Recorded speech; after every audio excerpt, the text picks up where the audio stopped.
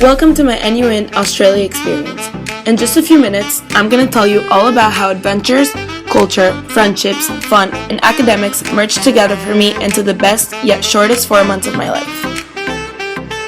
My name is Sharon Stambouli, and I was born in Caracas, Venezuela, South America if you don't know. I moved to Miami only 5 years ago.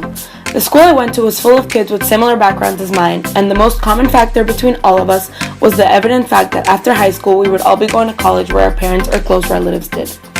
This is when my life took a 360 turn.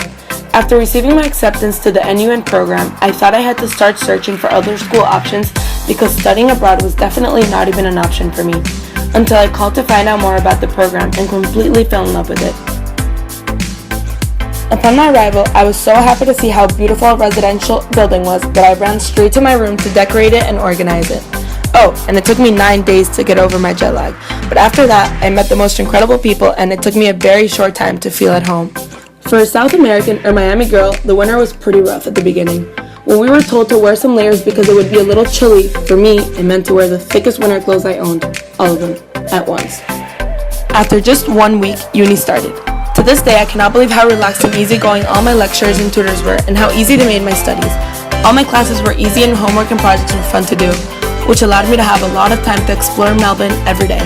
Yes, while some of my friends had biology and chemistry labs, I walked for hours on Flinders Street and fell in love with the diversity and scenery of it. School time for me also involved service learning activities.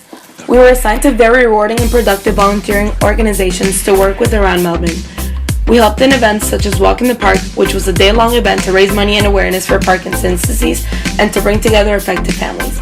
I tin rattled around the city and actually got a lot of donations.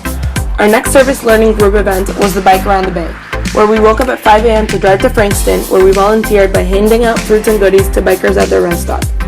It was so much fun to see how families came together for a good cause and how much they appreciated our work. And doing it with 7 of my friends made my 7 hours of volunteering extremely fun and quick. My main service learning was Fair Share, an organization that collects food to turn into meals and hand out to the homeless and needy. For a few weeks, we raised money to donate to them, and we also went to their facilities once to help out in the kitchen. We got 4 tasks, and we rotated around listening to music so we wouldn't get bored. We cleaned, cooked, wrapped, and did everything together, which made it a lot more fun. And just like that, our group excursions began. Before we knew it, we were going on awesome trips as a group. The first trip was the Hillsville Sanctuary, where I saw koala bears and kangaroos for the first time. I never really liked animals, so it was surprising to how excited I was for this trip. Our second trip was to Phillip Island, where we saw beautiful beaches and landscapes. Oh, and enjoyed a 30-second penguin show. It was surprising how small and synchronized they were, and they had so many people come out to watch them walk from the beach to the shore. But definitely one of my favorites was the Great Ocean Road Trip, where even though we spent most of the time on a bus, I got to see the most beautiful landscapes and the 12 Apostles. We swam and took lots of pictures. October arrived and so did our Sydney trip, which was only 2 days long. I never would have imagined having the time to do all the things I did in only 2 days.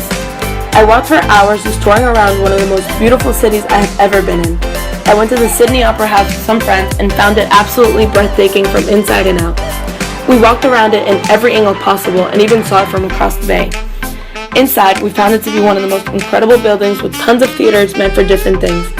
We also went to the amazing waterfront restaurants and got to experience a little bit of its nightlife. For spring break, we had 10 days to explore our surroundings. So along with my 2 best friends, I decided to travel to Cairns and Bali. In 10 days, we visited the Great Barrier Reef, one of the 7 wonders, and it was absolutely beautiful.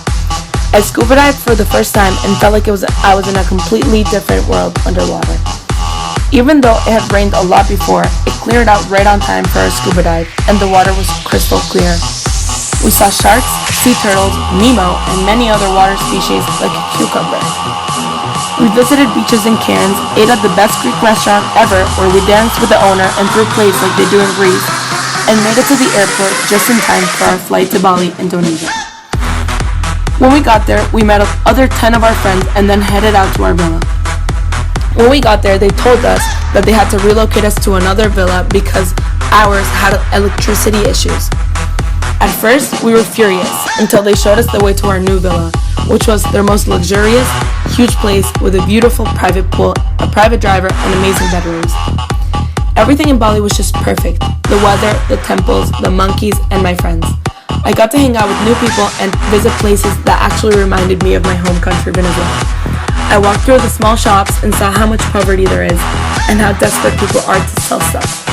And even though the streets are quite dirty and overpopulated, Bali ended up being one of the most beautiful locations I have ever visited. Looking back at all these memories and experiences, I realize how much it has shaped who I am today. Moving to the other side of the world forced me to become independent, adventurous, and open to whatever life has in stock for me. I realized that challenging myself and stepping outside my comfort zone to move to Australia brought me nothing but everlasting memories and friendships and skills that will carry on with me in my studies in Boston and in life.